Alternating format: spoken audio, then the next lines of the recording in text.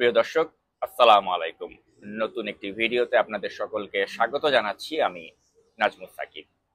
প্রিয় দর্শক, বিএনপির ভারপ্রাপ্ত চেয়ারম্যান জনাব তারেক রহমানের সাথে প্রধান উপদেষ্টা ডক্টর মোহাম্মদ ইউনূসের লন্ডনে যে গুরুত্বপূর্ণ বৈঠকটি অনুষ্ঠিত হয়ে গিয়েছে, সেই বৈঠকটি নিয়ে কিন্তু আমরা ইতিমধ্যেই সামাজিক যোগাযোগ মাধ্যমে বা গণমাধ্যমে নানা ধরনের ব্যাখ্যা বিশ্লেষণ দেখতে পাচ্ছি। এবং বিএনপির পক্ষ থেকে কিন্তু একটা ধারণা দেওয়া হয়েছে যে এই বৈঠকটি 100% সফল হয়েছে এবং তারা এই বৈঠকের আউটকামে তারা খুশি। কিন্তু তারপরে আমরা যারা বিশ্লেষক রয়েছি তারা কিন্তু বিশ্লেষণে অনেকেই একটা বলার চেষ্টা করছি, যেটা আমাদেরকে কশাসলি অপটিমিস্টিক ওয়েতেই দেখতে হবে, অর্থাৎ খুব বেশি আশাবাদী না হয়ে আমাদেরকে সতর্ক দৃষ্টি রাখতে হবে যে এই বৈঠকের যে প্রতিশ্রুতিগুলো সেটা আসলে পূর্ণাঙ্গ বাস্তবায়ন হয় কিনা। তো আমাদের চোখ কান খোলা রাখতে হবে। তো অন দ্যাট নোট, আমি আজকে এই ভিডিওতে আপনাদের সামনে সেই তথ্যগুলোই দিব যে তথ্যগুলো আমাদের জনসম্মুখে আসেনি। অর্থাৎ আমরা যে একটা যৌথ বিবৃতি দেখলাম তারেক রহমান এবং ডক্টর মোহাম্মদ ইউনূসের এই বৈঠকটি হওয়ার পরে, সেই যৌথ বিবৃতিতে কিন্তু মোটা দাগে একটি তথ্যই আমাদেরকে দেওয়া হয়েছে, সেটা হচ্ছে যে আগামী জাতীয় সংসদ নির্বাচন এটি ফেব্রুয়ারি মাসেই অনুষ্ঠিত হতে যাচ্ছে। এর বাইরে কিন্তু আসলে তেমন ভাবে বলার কিছু নেই যে এই বৈঠকে আসলে তাদের মাঝে কি ধরনের কথাবার্তা হয়েছে বা কোন কোন বিষয় নিয়ে তারা ডিসকাশন করেছেন, কোন কোন বিষয়ে তারা একমত হয়েছেন, কোন কোন বিষয়ে তাদের দ্বিমত হয়েছে, এগুলো নিয়ে কিন্তু আসলে বিস্তারিত ব্যাখ্যা কেউ করেননি। তো আমি আমার বিভিন্ন সূত্রের মাধ্যমে যা যা জানতে পেরেছি সেগুলোই আজকে আপনাদেরকে এই ভিডিওতে আমি তুলে ধরার চেষ্টা করব। তো প্রিয় দর্শক, প্রথমেই যে প্রশ্নটি কিন্তু আমাদের সকলের মনে এসেছিল যে যেহেতু যৌথ বিবৃতিতে তেমন করে কিছু লেখা ছিল না, তো সেক্ষেত্রে প্রশ্ন জাগে যে তাহলে বিএনপি এতটা অপটিমিস্টিক কেন। তো এর মূল কারণটা হচ্ছে যে আসলে বিএনপি কে অপটিমিস্টিক হওয়ার মতোই কিন্তু আহ, আশাবাদ দিয়েছেন ডক্টর মোহাম্মদ ইউনূস, এবং সে কারণেই কিন্তু তারা এই বৈঠকটিকে শতভাগ সফল বলে মনে করছে। এবং এ কারণে আপনারা খেয়াল করলে দেখবেন যে ডক্টর মোহাম্মদ ইউনূসের যে দলটিকে আমরা কিংস পার্টি বলছি, যে এনসিপি, তাদের কিন্তু আসলে এই বৈঠকটি হওয়ার পর থেকে কিন্তু প্রতিক্রিয়া আপনারা দেখবেন যে খুবই নেতিবাচক, এবং তারা কিন্তু ভাবতেই পারছে না যে ডক্টর মোহাম্মদ ইউনূস এভাবে বিএনপির তারেক রহমানের সাথে এভাবে একটি মিটিং করবেন এবং তারা অনেকগুলো বিষয় একমত হবেন। তো এটা আসলে কিন্তু মানে এনসিপির জন্য একটা উদ্বেগের কারণ। কারণ এই এনসিপি কে তো আমরা আহ, মানে ডক্টর মোদী ইউনূস নিজেই বলেছিলেন যে তাদের নিয়োগকর্তা হচ্ছে এই ছাত্ররা। তো এখন এই নিয়োগকর্তাদের সিদ্ধান্তের বাইরে তিনি চলে যাবেন এবং বিএনপির মতো একটি রাজনৈতিক দলের সাথে এভাবে একটা কোর্ডিয়াল ওয়েতে একটা মিটিং করবেন, এবং যে মিটিংটিকে দুই পক্ষ থেকেই সফল বলা হবে, এবং তার প্রেস সচিব যখন বলবেন যে ষড়যন্ত্রকারী যারা রয়েছেন তাদের ষড়যন্ত্র এই বৈঠকের মাধ্যমে ব্যর্থ হয়ে গিয়েছে, তো তখন কিন্তু স্বাভাবিকভাবেই এনসিপি বা যারা নির্বাচনটাকে পিছিয়ে দিতে চাচ্ছে ওই গোষ্ঠীটা যে খুশি হবে না, তা কিন্তু তাদের প্রাথমিক রিয়াকশন থেকে আমরা বুঝতে পারছি। তো এখন প্রশ্ন জাগতে পারে যে আসলে কি এমন কথা হলো যেটা যৌথ বিবৃতিতে আসলো না, কিন্তু দেখা যাচ্ছে যে বিএনপি আসলে অনেক খুশি হয়ে গিয়েছে এই বৈঠকটির ফলে। তো আমি আসলে আমার সূত্রগুলোর মাধ্যমে যেটা জানতে পেরেছি সেটা হচ্ছে যে এই 1 ঘন্টা 20 মিনিটের যে একটা ক্লোজড ডোর মিটিং হয়েছে ডক্টর মোহাম্মদ ইউনূসের সাথে তারেক রহমানের, এখানে অনেকগুলো বিষয় আলোচনা হয়েছে। এবং তারেক রহমান তিনি আসলে ডক্টর মোহাম্মদ ইউনূসকে প্রথমেই যে ধারণা দেওয়ার চেষ্টা করেন যে তার মা এবং তারা দুজনেই তার কাছে মুরব্বী, এবং মুরব্বীদের কথা মতোই তারা আগামীর বাংলাদেশটাকে চালাতে চান। তো এটাই কিন্তু আসলে একটা আলোচনা শুরু হওয়ার মানে একদম শুরুতেই যখন আপনি এ ধরনের একটি কথা বলে দেন, তখন কিন্তু আপনি যার সাথে আলোচনা করতে যাচ্ছেন পরবর্তী বিষয়গুলো কিন্তু অনেক ইজি হয়ে যায়। অর্থাৎ তিনি প্রথমেই কিন্তু ডক্টর মোহাম্মদ ইউনূসকে তার একটা মানে কনভিন্স করতে পেরেছিলেন তার এই একটা মানে তার প্রতি একটা সম্মানসূচক বক্তব্য রাখার মাধ্যমে। তো পরবর্তীতে তারা নানা বিষয় নিয়ে কিন্তু আলোচনা করেছেন, প্রায় 1 ঘন্টা 20 মিনিটের মতো তাদের আলোচনা হয়েছে এবং অনেকগুলো বিষয় এখানে এসেছে। কিছু কিছু বিষয়ে তারা একমত হয়েছেন, কিছু কিছু বিষয় তাদের মধ্যে দ্বিমত হয়েছে, এবং দ্বিমত হওয়ার পরে তারেক রহমান আবার নিজের মতো করে ব্যাখ্যা করেছেন।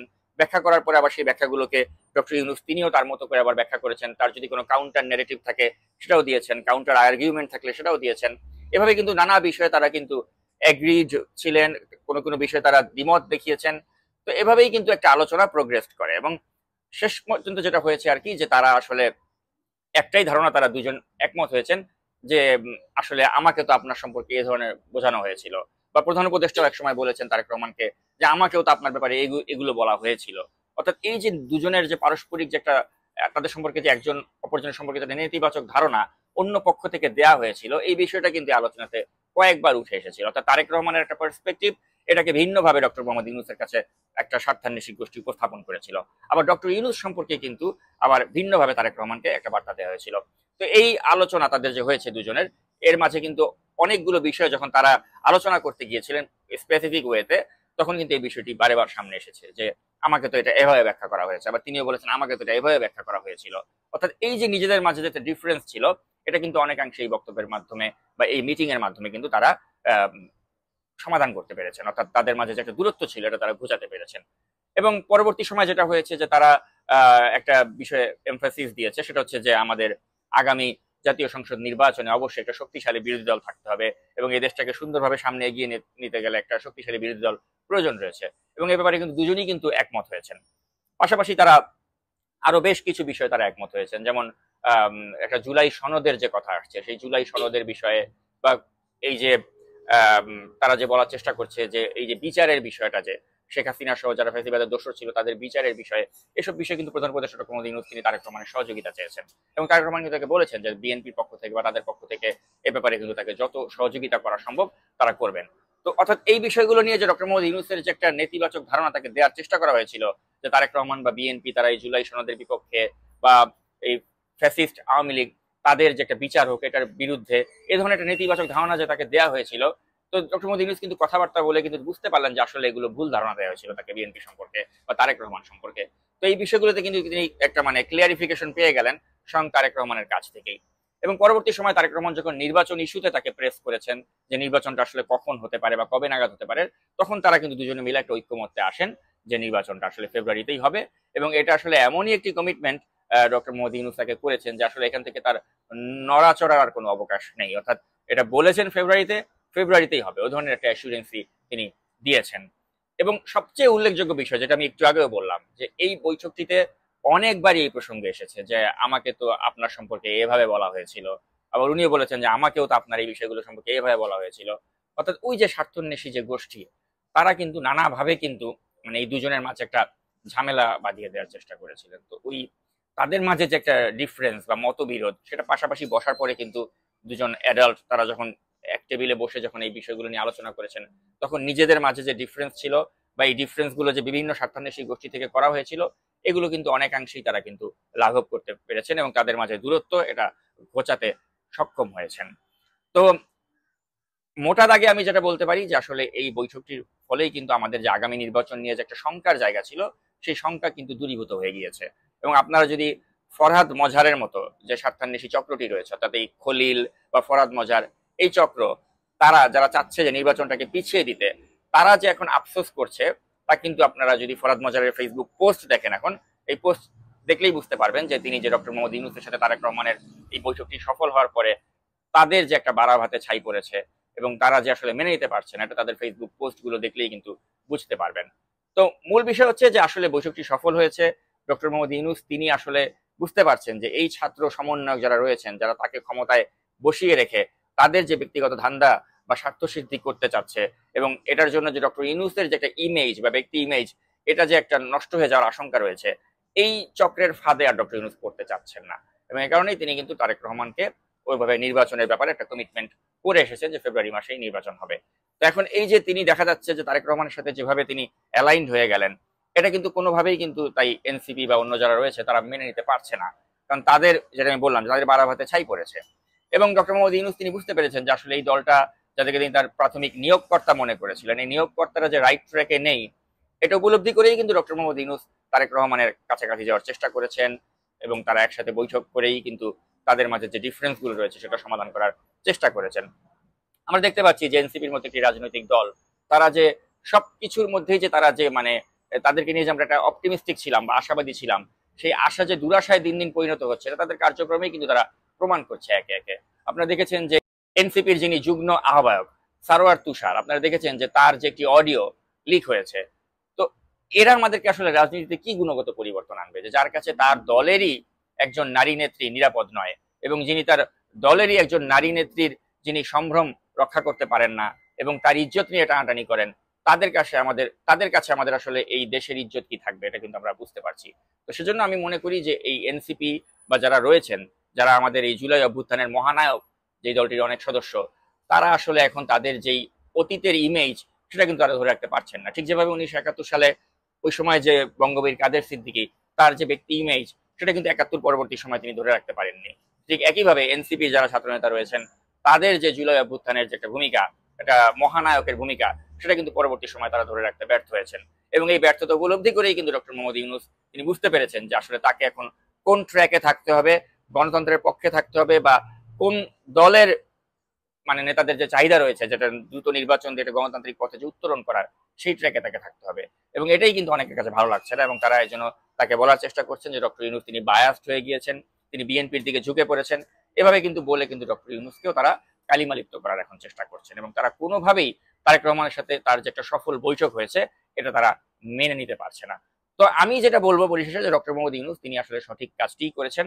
কারণ এই যে খলিল বা ফরহাদ মজহার বা এই যে একটা চক্র যারা তাকে ভুল পথে এতদিন ধরে পরিচালিত করছিল, এবং তার সাথে যে বিএনপির একটি দূরত্ব তৈরি করেছিল, এই দূরত্ব লাঘব করতে ডক্টর ইউনূস যেটা উদ্যোগ গ্রহণ করলেন, এবং তিনি যে তারেক রহমানের সাথে একটা মুখোমুখি বৈঠকের পরে তিনি যে বুঝতে পারলেন যে তাকে যে ভুল বুঝিয়ে রাখা হয়েছিল, এবং এই ভুলটাকে তিনি যে রেকটিফাই করলেন, এবং তারা যে পারস্পরিক একটা সৌহার্দ্যপূর্ণ পরিবেশে আলোচনার মাধ্যমে তারা বেশ কিছু বিষয় যে ঐক্যমতে পৌঁছালেন, এবং তারা যে একটা নির্বাচনের একটা সম্ভাব্য তারিখ তারা ঘোষণা করলেন।